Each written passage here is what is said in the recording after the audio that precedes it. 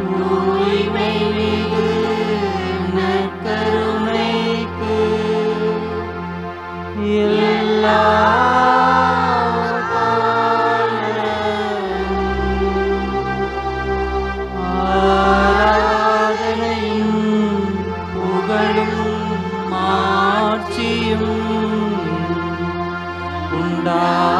உண்டாக கடவது நிலையான புகழுக்குரிய தூய்மை மிகு நற்கருணைக்கு எல்லா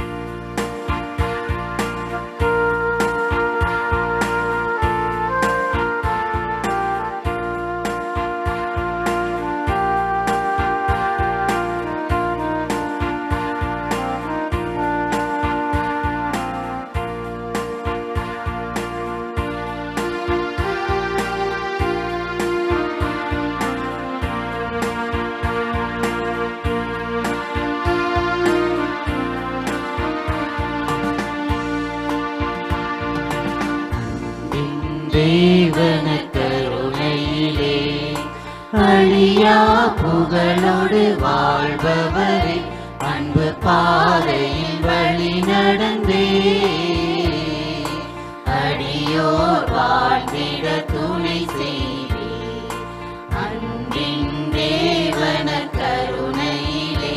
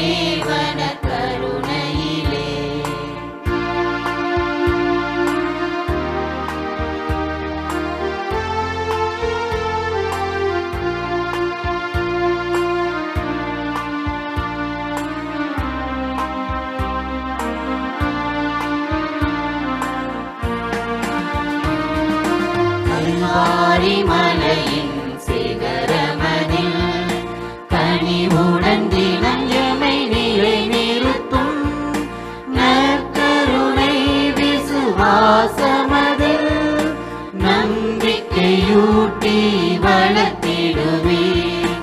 இளமையின் பொழிவாழ் திகழ் திருச்சபையும் யாவரும் வாழ தயை புரிவே.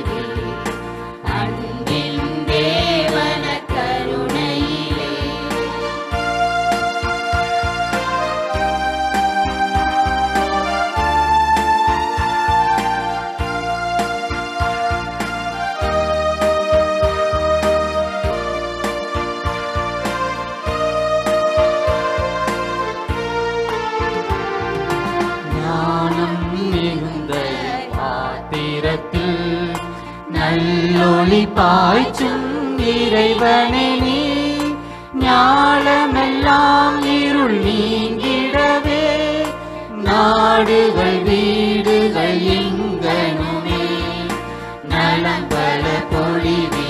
நல் தேவா நற்கருணை வாழ்நாயகனே, அன்பின் தேவன கருணையிலே அழியா புகழோடு வாழ்பவரே, அன்பு பாதையில் வழி நடந்தே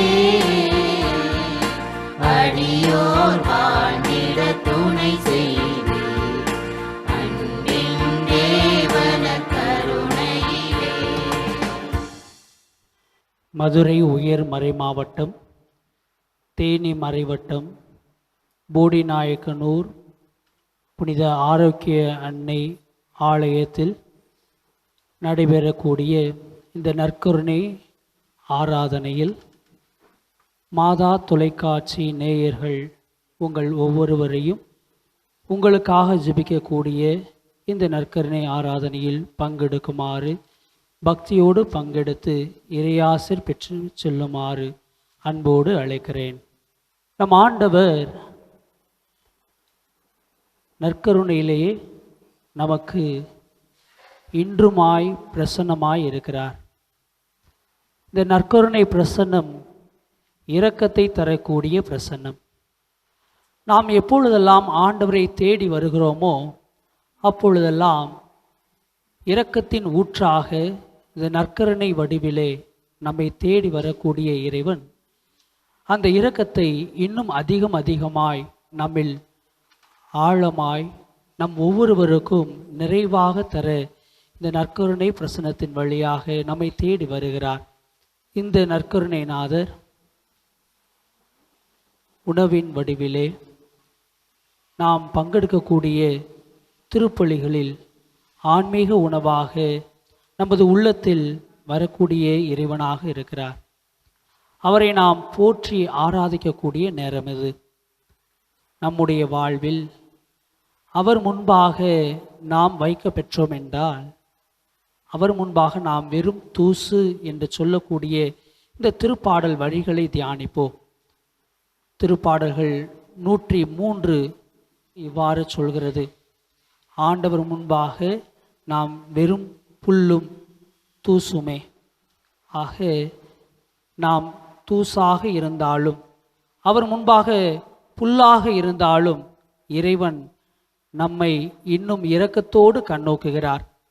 அத்தகைய இரக்கத்தின் ஆண்டவரை நாம் இந்த பாடல்கள் மூலமாக அவரை போற்றி ஆராதிப்போம்.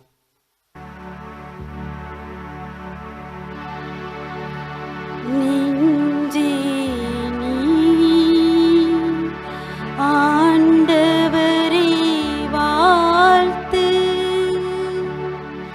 அவர் செய்த நன்மைகளை ஒரு நாளும் மறவாதே.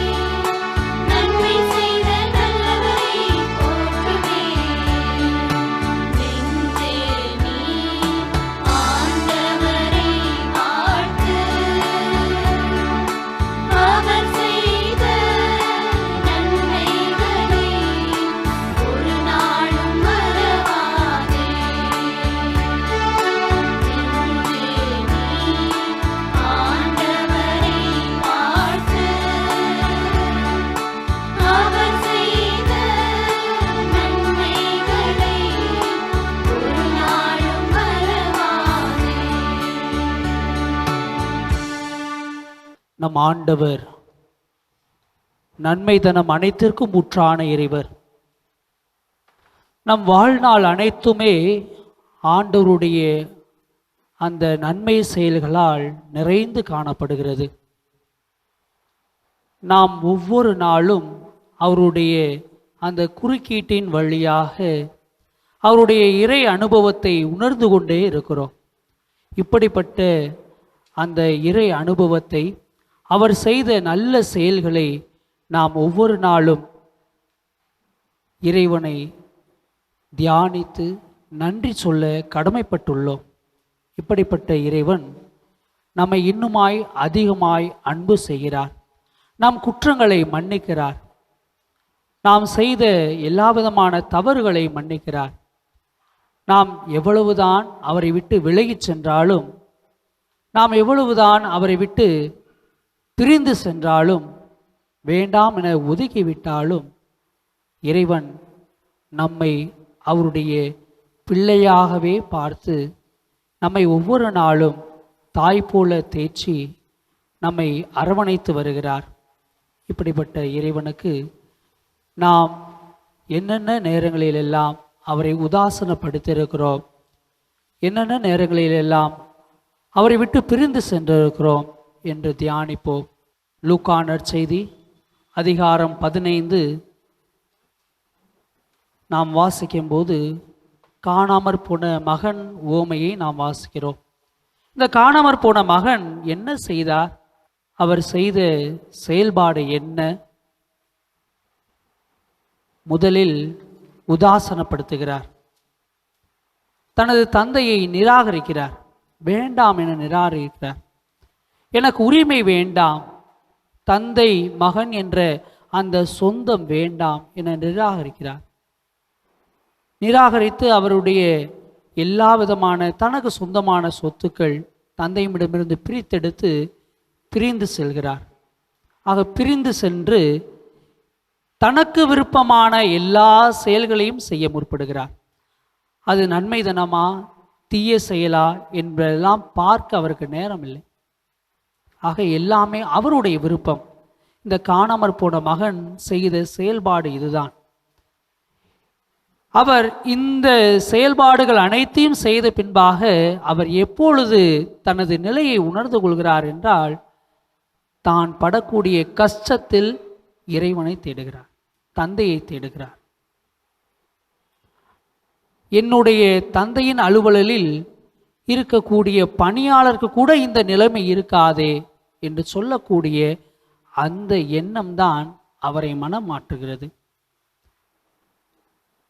இன்றைய நாளில் இந்த 103 திருப்பாடலை தியானித்த நாம் இறைவசனம் 14 சொல்வதைப் போல நாம் புல்லும் தூசியுமே, இப்படிப்பட்ட புல்லும் தூசியுமாக இருக்கக்கூடிய நம்மை இறைவன் கண்ணோக்குகிறார்.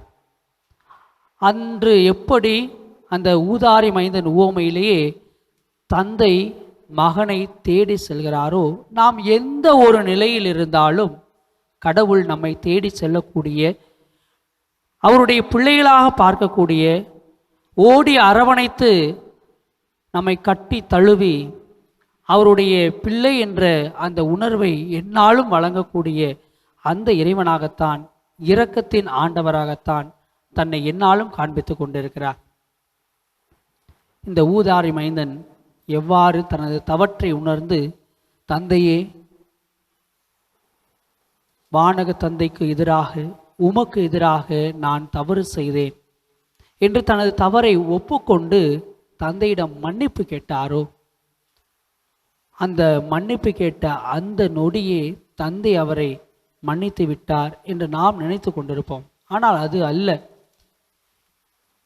தனது மகன் தன்னை விட்டு பிரிந்து சென்ற அந்த நொடியே தந்தை தனது மகனை தேட ஆரம்பித்து விட்டார்.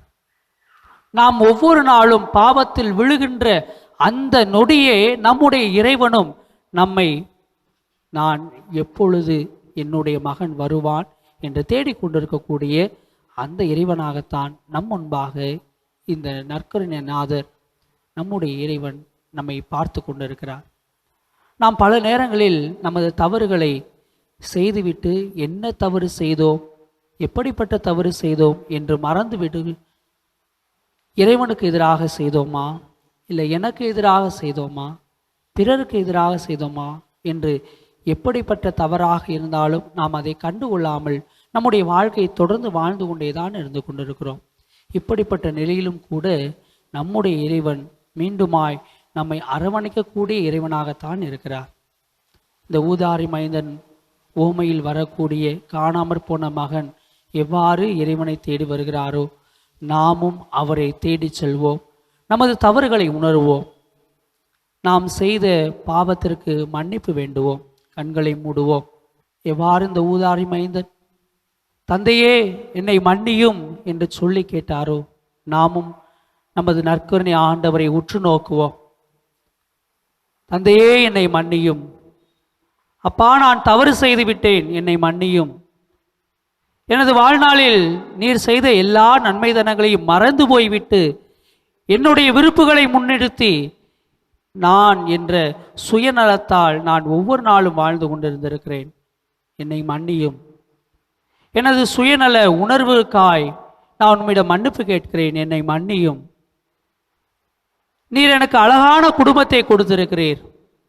நீர் எனக்கு அழகான வாழ்வை கொடுத்திருக்கிறீர். இந்த அழகான குடும்பத்தை நான் உதாசனப்படுத்தியிருக்கிறேன். எனக்கு கொடுத்த இந்த அழகான வாழ்க்கையை நான் உதாசனப்படுத்தியிருக்கிறேன். தந்தையே என்னை மன்னியும். அன்பு ஆண்டவரே, நீர் ஒவ்வொரு நாளும் பிள்ளையாக கண்ணோக்கி நீர் வரமாட்டீரா என்று எனக்காக ஏங்கி கொண்டிருக்கக்கூடிய அந்த நொடிகளை எல்லாம் நான் மறந்து திறந்து விட்டேன். ஒவ்வொரு திருப்பலியிலும் பங்கெடுக்க நான் மறந்து விட்டேன், உதாசனப்படுத்தியிருக்கிறேன். தந்தையே என்னை மன்னியும். அப்பா, நான் தவறு செய்து விட்டேன். எனது குடும்பத்தில் இருக்கக்கூடிய எனது உறுப்பினர்கள், எனது தந்தை, என்னுடைய தாய், அவர்கள் எனக்கு அன்பாக என்னை உற்று நோக்கி எனக்காக செய்யக்கூடிய எல்லா விதமான செயல்பாடுகளை நான் உதாசனப்படுத்தி விட்டேன். என்னை மன்னியும். தந்தையே, இதோ இந்த நேரத்திலும் கூட நான் வாழ வேண்டும் என்ற அந்த ஒற்றை நோக்கத்திற்காக எனக்காக ஒவ்வொரு நாளும் உழைக்கக்கூடிய ஒவ்வொருவருக்காகவும் அவருடைய உழைப்புகளை நான் மறந்து போன தருணங்களுக்காகவும் மனம் வருந்துகிறேன். தந்தையே என்னை மன்னியும். என்னை மன்னியுங்கப்பா. நான் செய்த தவறுகள் என்னை இன்னுமாய் காயப்படுத்தி கொண்டிருக்கிறது.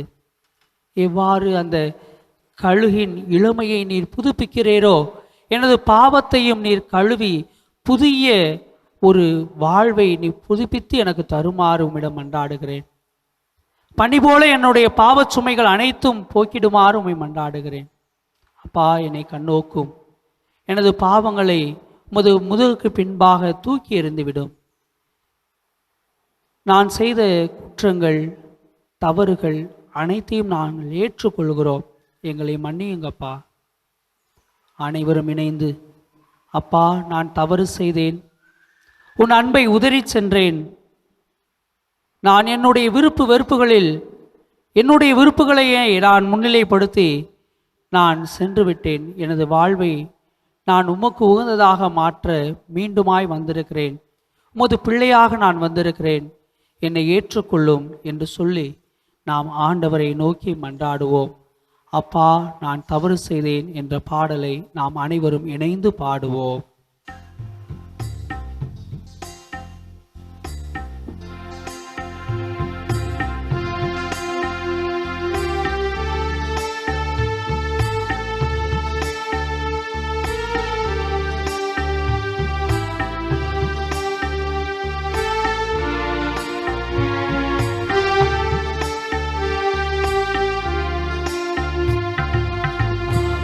நான் தவறு செய்தேன், உன் அன்பை உதறி சென்றேன். நான் கெட்டலைந்து ஓடி வந்தேன், என்னை கண் பாரும் முந்தன் பிள்ளை நான். அப்பா, நான் தவறு செய்தேன்,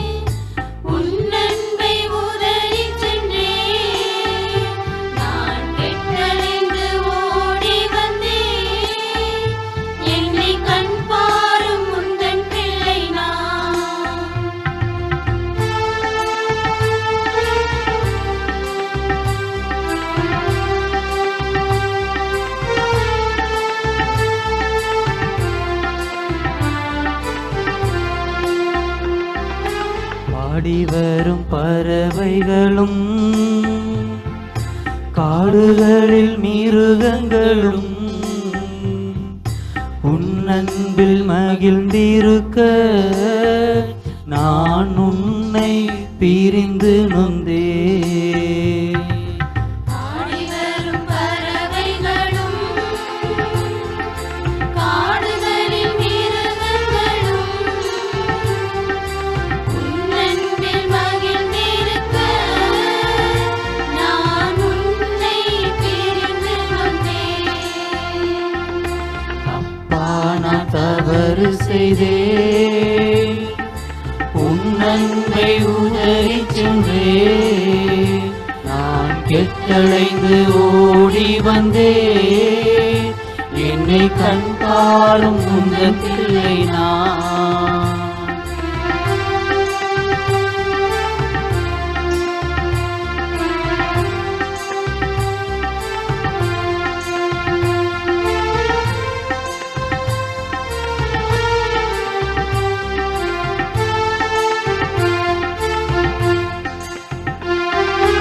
சுமைகளில் சோர்ந்தோரே, என்னிடத்தில் வாருமென்றி அந்த ஆறுதல் வார்த்தை என்னை இன்று உன்னிடத்தில் ஈர்த்ததையா. சுமைகளில் சோர்ந்தோரே, என்னிடத்தில் வாருமென்றே அந்த ஆறுதல் வார்த்தை என்னை உன்னிடத்தில் ஈர்த்ததையா. அப்பா, நான் தவறு செய்தேன், உன் அன்பை உதறி சென்றேன். நான் கெட்டலைந்து ஓடி வந்தேன், என்னை கண் பாரும் உந்தன் பிள்ளை நான். அப்பா, நான் தவறு செய்தேன், உன் அன்பை உதறிச் சென்றேன். நான் கெட்டலைந்து ஓடி வந்தேன், என்னை கண் பாரும் உந்தன் பிள்ளை நான். நம் ஆண்டவர் இயேசு கிறிஸ்து நற்கருணையிலே நம்மை நாடி வருகிறார். உலகம் முழுவதும் முடிவுக்கு வந்தாலும் உலகம் முடியும் வரை என்னாலும் நான் உங்களோடு இருக்கிறேன் என்று சொல்லி இந்த நற்கருணை வடிவிலே நம் முன்பாக வச்சிருக்கிறார். இவர் சொல்லக்கூடிய ஒரு கருத்து, நாம் தவறு செய்தாலும் அவர் சிலுவையில் தொங்கிய போது தந்த முதல் வார்த்தை, தந்தையே இவர்களை மன்னியும், இவர்கள் செய்வது என்னவென்று தெரியாமல் செய்கிறார்கள், இவர்களை மன்னியும். ஆக என்னாலும் மன்னிக்கக்கூடிய அந்த தன்மையை இந்த நற்கருணைநாதர் நம்முடைய ஆண்டவர் இயேசு கிறிஸ்து இப்பொழுது நமக்கு தந்திருக்கிறார். நாம் நம்முடைய பாவங்களை அனைத்தையும் உணர்ந்து அவருடைய சிலுவையோடு அவருடைய பாடுகளோடு ஒப்பிட்டு நாம் அவரிடமிருந்து புது பொலிவு பெற்றவர்களாக இப்பொழுது வாழ்ந்திருக்கிறோம். நமக்கு தந்தையாக, நமக்கு தாயாக, உடனிருக்கக்கூடிய அந்த உடனிருப்பை தரக்கூடியவராக இந்த நற்கருணைநாதர் இருக்கிறார். இப்பொழுது இந்த நற்கருணைநாதர் நம்மிடம் விரும்புவது என்ன என்று பார்த்தோம் என்றால், ஒரே ஒரு தன்மையை மட்டும்தான் நம்மிடம் விரும்புகிறார். என்ன என்றால் அன்பு. அவர் விட்டு சென்ற அந்த அன்பைத்தான் நாமும் பெற்றுக்கொண்டவர்களாக இருக்கிறோம். அந்த அன்பை நாம் இன்னொருவருக்கு, நம்மை சூழ்ந்து இருக்கக்கூடிய ஒவ்வொருவருக்கும், நம்மில் அருகிலே இருக்கக்கூடியவருக்கும் நாம் தருவதற்கு தயாராக இருக்க வேண்டும். அந்த அன்பு எப்படிப்பட்டதாக இருக்க வேண்டும் என்று சொல்லக்கூடிய இந்த நற்செய்தி வாசகத்திற்கு நாம் அனைவரும் செவி கொடுப்போம். யோவான் எழுதிய நற்செய்தி அதிகாரம் 13 இறைவார்த்தைகள் 31 தொடங்கி 35 முடிய. அப்போது இயேசு இப்போது மானிட மகன் மாட்சி பெற்றுள்ளார். அவர் வழியாக கடவுளும் மாட்சி பெற்றுள்ளார். கடவுள் அவர் வழியாக மாட்சி பெற்றாரானால் கடவுளும் தம் வழியாய் அவரை மாட்சிப்படுத்துவார். உடனேயே அவரை மாட்சிப்படுத்துவார். பிள்ளைகளே, இன்னும் சிறிது காலமே உங்களோடு இருப்பேன். நீங்கள் என்னை தேடுவீர்கள். ஆனால் நான் போகும் இடத்திற்கு உங்களால் வர இயலாது. இதையே யூதர்களுக்கு சொன்னேன், இப்போது உங்களுக்கும் சொல்கிறேன். நீங்கள் ஒருவருக்கொருவர் அன்பு செலுத்துங்கள் என்னும் புதிய கட்டளையை நான் உங்களுக்கு கொடுக்கிறேன். நான் உங்களுக்கு அன்பு செலுத்தியது போல நீங்களும் ஒருவருக்கொருவர் அன்பு செலுத்துங்கள். நீங்கள் ஒருவருக்கொருவர் செலுத்தும் அன்பிலிருந்து நீங்கள் என் சீடர்கள் என்பதை எல்லாரும் அறிந்து கொள்வர் என்றார். ஆண்டவரின் அருள்வாக்கு. கிறிஸ்துவே உமக்கு புகழ். இயேசுவில் அன்புக்குரியவர்களே, இந்த அன்பு கட்டளை, புதிய கட்டளை இயேசு தருவது எப்போது என்று பார்த்தோன்னா, அவர் தன்னுடைய சீடர்களுக்கு கால்களை கழுவிய பின்பாக இந்த புதிய கட்டளையை கொடுக்கிறார். இந்த புதிய கட்டளையை கொடுக்கும்போது என்ன நடந்து கொண்டிருக்கிறது அப்படின்னா, பாஸ்கா விழாவை கொண்டாடி கொண்டிருக்கிறார்கள். பொதுவாக பாஸ்கா விழா அப்படின்னு சொன்னோன்னா என்னவாக இருக்கிறது அப்படின்னா, இஸ்ரேலிடையே 2 இனத்தவர் இருந்தார்கள். யார் யார் அப்படின்னா, ஆடு மேய்ப்பவர்கள், இன்னொருத்தவங்க விவசாயிகள். ஆடு மேய்ப்பவர்கள் என்ன செய்கிறாங்க அப்படின்னா, தங்களுடைய ஆடுகளுக்கு மேய்த்து கொண்டே இருக்கும்போது இடம் விட்டு இடம் செல்லக்கூடிய நிலை அவர்களுக்கு இருக்கும். விவசாயிகள் என்ன செய்வாங்க, அவர்கள் விதைத்த விதைகள் அறுவடைக்கு வரும்போது அறுவடையை கொண்டு இறைவனை போற்றி புகழ்வார்கள். ஆக இந்த 2 குழுவாக இருக்கக்கூடிய இஸ்ரேல் மக்கள் கடவுளை எவ்வாறாக பார்த்தார்கள் என்றால், அவர்கள் எப்பொழுதெல்லாம் இடம் விட்டு இடம் மாறுகிறார்களோ அப்பொழுது ஒரு ஆட்டை எடுத்து பலியிடுவார்கள். அந்த பலியிடக்கூடிய ஆடு எதற்காக அப்படின்னா, புது இடத்திற்கு போகிறோம், எந்த ஒரு ஆபத்தும் எங்களுக்கு நெருங்கக்கூடாது. ஆக வருங்காலத்தை நோக்கி அவர்களுடைய பயணம். அதே போல இதுவரை நல்ல முறையில் நாங்கள் இருந்ததற்கு நன்றியாகவும் இந்த ஆடை பலி செலுத்துகிறோம். இங்கே அறுவடை செய்யக்கூடிய விவசாயிகளை பார்த்தோன்னா, விளைச்சலில் நல்ல விளைச்சலை எடுத்துக்கொண்டு இறைவனுக்கு நன்றி செலுத்த மீண்டுமாய் கொண்டு வந்து அதை படைப்பார்கள். ஆக அதை படைக்கும்போது அதை படைத்துவிட்டு இறைவனுக்கு நன்றி செலுத்துவார்கள்.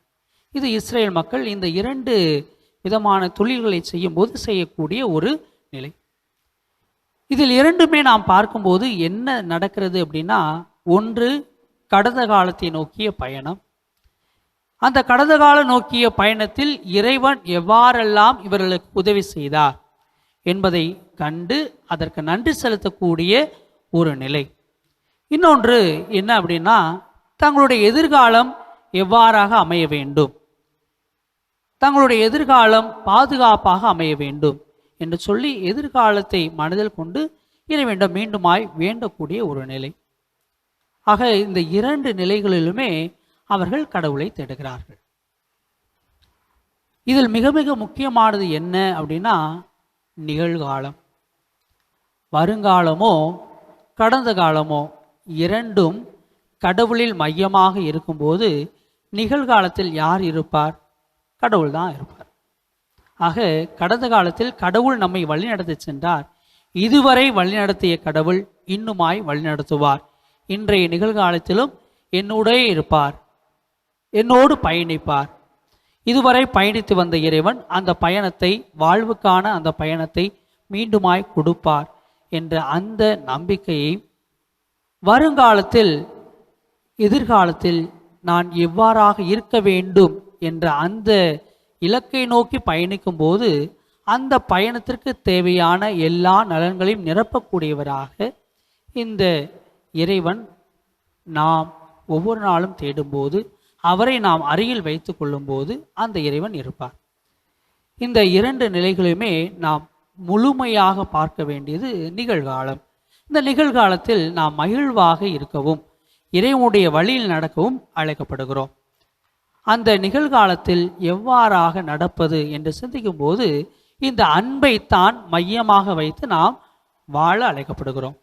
என்ன இயேசு எதை கொடுத்தார், எதற்காக இந்த சிலுவையை அவர் தாங்கினார், எதற்காக தன்னுடைய உயிரை கொடுத்தார் என்றெல்லாம் பார்த்தோம்னா எல்லாத்திற்கும் முழுமையாக வந்து நிற்பது அன்பு. அந்த அன்பை அவர் இவ்வாறாக சொல்கிறார், நான் எவ்வாறு உங்களை அன்பு செலுத்தினேனோ அதுபோல நீங்களும் ஒருவர் மற்றவரை அன்பு செலுத்துங்கள். அவர் அன்பு செலுத்தியது யாரை? பகைவர்களை. அந்த பகைவர்களை என்று சொல்லும்போது அதை இன்னும் ஆழமாக பார்த்தோம் அப்படின்னா, உங்களிடையே அன்பு செலுத்துபவர்களை நீங்களும் அன்பு செலுத்தினால் உங்களுக்கும் மற்றவங்களுக்கும் என்ன வித்தியாசம்? அதனால் பகைவர்களை அன்பு செய்யுங்கள். அவர் சொல்கிறாரு, செய்துங்க அன்பிக்கிறார். அதே போல் ஒடுக்கப்பட்டவர்கள், ஓரங்கட்டப்பட்டவர்கள், கண்டுகொள்ளாதவர்கள், அவர்களை தேடி செல்கிறார், அவரை தேடி செல்கிறார். ஆக நம்முடைய வாழ்விலும் நாம் பார்த்தோம் என்றால் இறைவன் இந்த தேடலை வைத்திருக்கிறார் என்றால், இறைவனே இந்த தேடலை வைத்திருக்கிறார் என்றால், நான் யார்? நான் ஒரு தூசு, நான் என்னுடைய வாழ்க்கை ஒரு புல்லுக்கு சமம் இறைவன் முன்பாக என்று எடுத்துக்கொண்டோம் என்றால், அவர் தேடி சென்ற அந்த பயணத்தை இந்த நிகழ்காலத்தில் நாமும் தேடி செல்லும் போது நீங்களும் நானும் அந்த பயணத்தை, அன்பு பயணத்தை நம்முடைய வாழ்க்கையில் அமைத்து கொள்ளும் போது இறைவன் கண்டிப்பாக நம் முன்பாக செயலாற்றுவார். இப்படி செயலாற்றும் போது நாம் கண்டிப்பாக நற்கருணையை தாங்கியவர்களாக, நற்கருணையை ஒவ்வொருவருக்கும் கொடுப்பவர்களாக, அந்த நற்கருணையை வெளிப்படுத்துபவர்களாக நாம் இருப்போம். இதைத்தான் 16வது பெனடிக்ட் இவ்வாறாக சொல்கிறார். என்ன சொல்றாருன்னா 3 காரியங்களை சொல்றார். 1, நற்கருணையாக நீங்கள் வாழ வேண்டும். 2, நற்கருணையை கொண்டாட வேண்டும். ஆக நற்கருணை வாழ வேண்டும், நற்கருணையை கொண்டாட வேண்டும். 3, நற்கருணை என்பது நம் வாழ்வில் ஒரு அங்கமாக மாறிட வேண்டும். அந்த தியாக பலியை நாம் இன்னொருவருக்கு எடுத்துச் சொல்வதாக அமைய வேண்டும். ஆக இந்த 3 உண்மைகளை 16ஆம் பெனடிக்ட் அவர்கள் நாம் கொண்டாட, நாம் இன்னொருவருக்கு எடுத்துச் சொல்ல, நாம் அந்த வாழ்க்கையாக மாறிட நற்கருணை நமக்கு உதவ வேண்டும் என்று சொல்கிறார். ஆக இந்த பாஸ்காவும் இதைத்தான் சொல்கிறது. என்ன? நற்கருணை, இறை வார்த்தை. ஆக இறை வார்த்தையை நாம் வாழ்வாக்கும் போது நற்கருணை நம்மில் வாழ்வாகிறது. இதை எவ்வாறு புரிந்து கொள்ளலாம் அப்படின்னா, வாக்கு மனிதரானார், நம்மிடையே குடிகொண்டார். வாக்கு என்பது இறை வார்த்தை, நம்மிடையே குடிகொண்டார் என்பது நற்கருணை. உலகம் முடியும் வரை உங்களோடு இருக்கிறேன், நற்கருணையாக இருக்கிறார். வார்த்தை, வாக்கு மனிதரானார், வார்த்தை மனிதராகக்கூடிய நிகழ்வு. ஆக இறை வார்த்தையை நாம் வாழ்வாக்கும் போது நம்மிடையே குடிகொள்ளக்கூடிய இறைவனை நற்கருணையாக நாம் எடுத்து செல்ல அழைக்கப்படுகிறோம். ஆக இந்த தன்மையை நாம் எவ்வாறாக கற்றுக்கொள்ள முடியும் என்றால், அவருடைய பிள்ளைகளாக நாம் மாறக்கூடிய ஒவ்வொரு நிமிடமும் நாம் கற்றுக்கொள்ள முடியும். அதைத்தான் யோவான் நற்செய்தியில் முதல் திருமுகம், யோவான் முதல் திருமுகத்தில் நாம் வாசிக்கிறோம். அதிகாரம் 4 எடுத்து வாசித்தோம் அப்படின்னா முழுமையாக அன்பை பற்றியே வரும். ஒருவருக்கொருவர் அன்பு செலுத்துங்கள். அந்த அன்பு செலுத்தக்கூடிய ஒவ்வொருவரும் கடவுளிடமிருந்து பிறந்தவர்கள். ஆக நாம் கடவுளுடைய பிள்ளைகள் என்று சொல்கிறோம் என்றால், அந்த அன்பை நாம் ஒருவர் மற்றவருக்கு எடுத்து சொல்ல கடமைப்பட்டிருக்கோம். ஆக நாம் அன்பை மட்டும் உணர்ந்தவர்களாக இல்லாமல் அந்த அன்பை எடுத்து செல்பவர்களாக, எடுத்து சொல்பவர்களாக, வாழ்பவர்களாக நாம் மாறிட இந்த பாடல் வழியாக இறைவனை போற்றுவோம். தாயாக அன்பு செய்யும் என்று சொல்லக்கூடிய இந்த பாடல் தாய்மையின் அன்பை உணர்த்துகிறது. அந்த அன்பை நாமும் உணர்ந்து இறைவனை போற்றி புகழ்வோம்.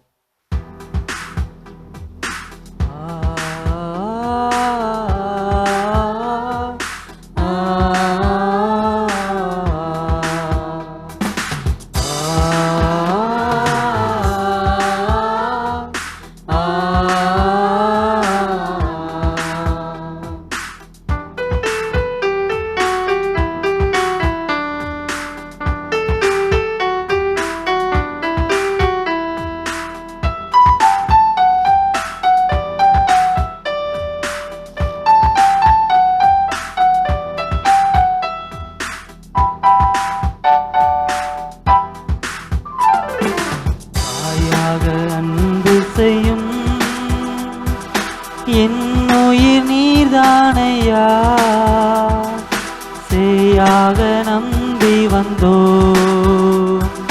வாழ்வில் ஒளியேற்றவா தாயாக அன்பு செய்யும் என்னுயிர் நீதானையா சேயாக நம்பி வந்தோம் வாழ்வில் ஒளியேற்றவா கொஞ்சம் தமிழ் மொழி பேசி என்னை தேற்றவே கொஞ்சம் தமிழ் மொழி பேசி என்னை தேற்றவே பிஞ்சு நெஞ்சம் அழைக்கிது வருவாய் தேவா தாயாக அன்பு செய்யும் என்னுயிர் நீதானையா சேயாக நம்பி வந்தோம் வாழ்வில் ஒளியேற்றவா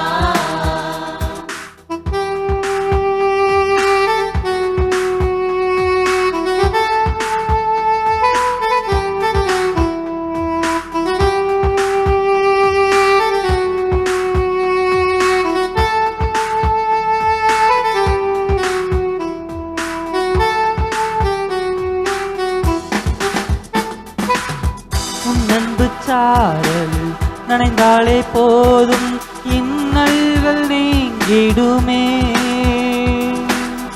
உன் சுவாச காற்றில் கலந்தாலே போதும் பின் வாசல் அடைந்திடுவே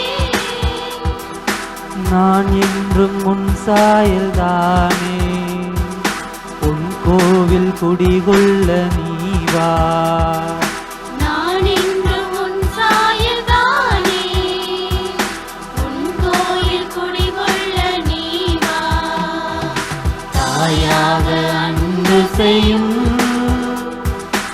என்னுயிர் நீதானையா சேயாக நம்பி வந்தோம் வாழ்வில் ஒளியேற்றவா தாயாக அன்பு செய்யக்கூடிய இறைவன். நாம் அவரை ஓடி தேடும் போதெல்லாம் அரவணைக்கக்கூடிய இறைவன். இதோ இந்த நற்கருணையிலே நம்மை இன்னுமாய் அன்பு செய்ய, நம்மை இன்னும் அதிகமாய் ஆசிர்வதிக்க, நம்முடைய தேவைகள் என்ன என்பதை கேட்டு அந்த தேவைகள் அனைத்தையும் தரக்கூடிய, நாம் வாழக்கூடிய நம்முடைய வாழ்க்கையில் நாம் படக்கூடிய கஷ்டங்கள் பிரச்சனைகள் எதுவாக இருந்தாலும் அவை அனைத்தையும் அவர் தன்னிடம் தாங்கி கொண்டு நமக்கு நன்மை தனத்தை மட்டுமே தரக்கூடிய இறைவனாக இருக்கிறார். அந்த இறைவனிடம் நாம் கண்களை மூடி நம்முடைய தேவைகளை எடுத்துரைப்போம். தாயான தெய்வமே, தந்தையாக எங்களை வழிநடத்துபவரே, நண்பராக இருந்து எங்களுக்கு தோள் கொடுத்து எங்களுக்கு தேவையான நேரங்களில் ஆறுதலை தருபவரே, இதோ நாங்கள் உம்மிடம் வருகிறோம். நாங்கள் கேட்பதற்கு முன்பாகவே எங்களுடைய தேவைகள் அனைத்தையும் அறிந்த தேவன், எங்களுக்கு எங்களுடைய வாழ்க்கையில் இந்த நிகழ்காலத்தில் எங்களுக்கு என்ன தேவை என்பதை நீர் அறிவீர். எங்களுடைய தேவைகள் அனைத்தையும் உமது பாதத்தில் ஒப்புக் கொடுக்கிறோம். இதோ ஏற்றருளும். எங்களுடைய தேவைகளை நாங்கள் மன்றாட்டுகளாக சமர்ப்பிக்கும் போது இந்த மன்றாட்டுக்களை நீர் கனிவாய் செவிசாய்த்து எங்களுக்கு ஆசீர்வாதத்தை, நாங்கள் விரும்பிய அந்த நல வாழ்வை, நாங்கள் விரும்பக்கூடிய அந்த வளமான வாழ்க்கையை நீர் தரக்கூடிய இறைவனாக இருந்து உம்மை மட்டுமே நாங்கள் நம்பக்கூடிய எங்களுக்கு நிறைவான ஆசீர்வாதத்தை தரக்கூடிய இறைவனாக இருந்து எங்களை வழிநடத்தும். எல்லாம் வல்ல இறைவா, உலக நாடுகளிடையே சண்டை சச்சரவுகள் நீங்கி போர் தவிர்த்து அமைதியுடன் வாழ அருள் தர வேண்டும் என்று இறைவா உம்மை மன்றாடுகின்றோம். ஆண்டவரே, எங்கள் மன்றாட்டை கேட்டருளும். எல்லாம் வல்ல இறைவா, எம் நாட்டு தலைவர்கள் முதலாளித்துவத்திற்கு விலை போகாமல் எம் நாட்டில் இறையாண்மையையும் சமய சார்பற்ற நிலையையும் போற்றி பாதுகாக்க வேண்டுமென்று இறைவா உம்மை மன்றாடுகின்றோம். ஆண்டவரே, எங்கள் மன்றாட்டை கேட்டருளும். எல்லாம் வல்ல இறைவா, எம் சமூகமும் சமுதாயமும் சாதி சமய போன்ற பாகுபாடுகளிலிருந்து விடுபட்டு சமத்துவம் பேணும் நல் சமூகமாக மாறிட இறைவா உம்மை மன்றாடுகின்றோம். ஆண்டவரே எங்கள் மன்றாட்டை கேட்டருளும். எல்லாம் வல்ல இறைவா, கொள்ளை நோயாலும் பசி பிணியாலும் வாடும் மாந்தரை கண்ணோக்கி அருளும். அவர்களின் துன்பமும் வறுமையும் நீங்கி மகிழ்ச்சியாய் வாழ வரமருள வேண்டும் என்று இறைவா உம்மை மன்றாடுகின்றோம். ஆண்டவரே எங்கள் மன்றாட்டை கேட்டருளும். அன்பு ஆண்டவரே, இதோ எங்களுடைய தேவைகள் பலவற்றை எடுத்துரைத்திருக்கிறோம். இன்னுமாய் எங்கள் வாழ்க்கையில் நாங்கள் ஒவ்வொரு நாளும் அனுபவிக்கக்கூடிய எங்களுடைய பிரச்சனைகளையும் உமது பாதத்தில் சமர்ப்பிக்கிறோம். அன்பு ஆண்டவரே, இதோ எங்கள் குடும்பங்களில் இருக்கக்கூடிய குழந்தை செல்வங்களை உமது பாதத்தில் ஒப்பு கொடுக்கிறோம். அந்த குழந்தை செல்வங்கள் படிக்கக்கூடிய அந்த படிப்பை உமது பாதத்தில் ஒப்பு கொடுக்கிறோம்.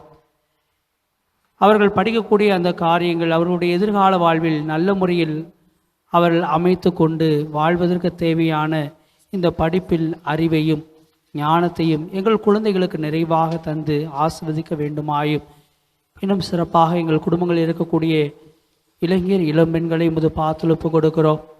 அவர்களுக்கு அவருடைய எதிர்கால வாழ்வில் அவர்கள் இன்னுமாய் வாழ்வதற்கு நல்ல வேலை வாய்ப்பையும் அவர்கள் எதிர்கால வாழ்வு நல்ல முறையில் அமைய நீர்தாமே அவர்களுக்கு வழிகாட்டவும் இறைவாமிடம் மன்றாடுகிறோம். இன்னும் சிறப்பாக எங்கள் குடும்பங்களில் திருமண வரனுக்காக திருமண காரியங்களுக்காக காத்திருக்கக்கூடிய ஒவ்வொரு திருமண இளைஞர் இளம்பெண்கள் ஒவ்வொருவருக்காகவும் மன்றாடுகிறோம். அவர்களை உமது பாத்தில் சமர்ப்பிக்கிறோம். நீர்தாமே அவர்களுக்கு ஒரு நல்ல வரனை காண்பித்து அவருடைய வாழ்வு நல்ல முறையில் அமைய நீர் வழிவகை செய்யுமாய் உம்மிடம் மன்றாடுகிறோம். திருமண காரியங்கள் இருக்கக்கூடிய ஒவ்வொரு குடும்ப தேவைகளுக்காகவும் மன்றாடுகிறோம். இன்னுமாய் என்னென்ன நல்ல காரியங்கள் நடைபெற வேண்டும் என்று உம்மை நாடி வரக்கூடிய பிள்ளைகள் ஒவ்வொருவருடைய வேண்டலையும் கனிவாய் செவிசாய்த்திருளும். இன்னும் சிறப்பாக உடல் நோயால் வருந்தக்கூடிய ஒவ்வொருவரையும் உமது பாதத்தில் ஒப்பு கொடுக்கிறோம். நீர் தொடக்கூடிய அந்த வார்த்தைகள், நீர் சொல்லக்கூடிய அந்த ஆறுதலான வார்த்தைகள் அவருடைய உடலில் ஏற்படக்கூடிய அனைத்து விதமான காயங்களையும் போக்கி அவர்களுக்கு தேவையான நல்ல உடல்நல ஆரோக்கியத்தை தந்திட வேண்டுமாய் உம்மிடம் மன்றாடுகிறோம். அன்பு ஆண்டவரே இயேசு கிறிஸ்துவே, இதோ இந்த நேரத்திலும் எங்களுக்கு என்ன ஆகுமோ, எங்களுடைய கடன் பிரச்சனைகளால் நாங்கள் என்ன செய்ய போகிறோம் என்று அல்லல் படக்கூடிய ஒவ்வொரு குடும்ப தலைவர் தலைவியை உமது பாதத்தில் ஒப்பு கொடுக்கிறோம். அவர்களுடைய கடன் பிரச்சனைகளை கண்ணோக்கும், அவர்களுடைய பொருளாதார தேவைகளை நீர் கண்ணோக்கும். அவர்களது பொருளாதார முன்னேற்றத்திற்காய் அவர்கள் படக்கூடிய அனைத்து விதமான கஷ்டங்களையும் உழைப்பையும் நீர் கண்ணோக்கும். உமது ஆசிர்வாதத்தால் அவர்கள் இன்னுமாய் அவருடைய வாழ்வு வளம் பெற பொருளாதார முன்னேற்றத்தை தந்து நல்ல வேலை வாய்ப்பை கொடுத்து அவர்களை ஆசிர்வதிக்க வேண்டுமாய் மன்றாடுகிறோம். நாங்கள் செய்யக்கூடிய எல்லா விதமான முயற்சிகள் முன்னெடுப்புகளில் நீர் முன்னின்று உமது ஆசீர்வாதமான கரங்களால் வழிநடத்த வேண்டுமாய் உம்மிடம் மன்றாடுகிறோம். ஆமென்.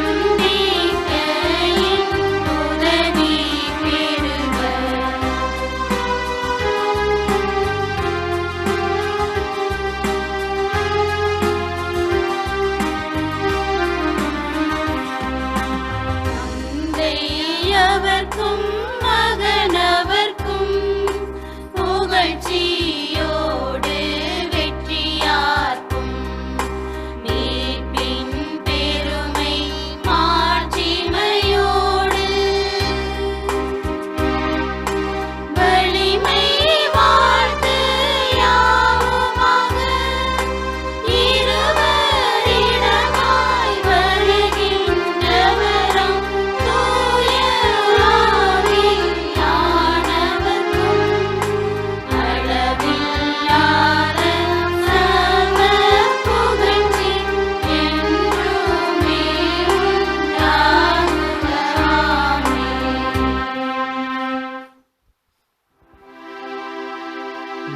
மன்றாடுவோமாக. இறைவா, இந்த வியப்புக்குரிய அருளடையாளத்தில் உம்முடைய பாடுகளின் நினைவை எங்களுக்கு விட்டு சென்றீர்.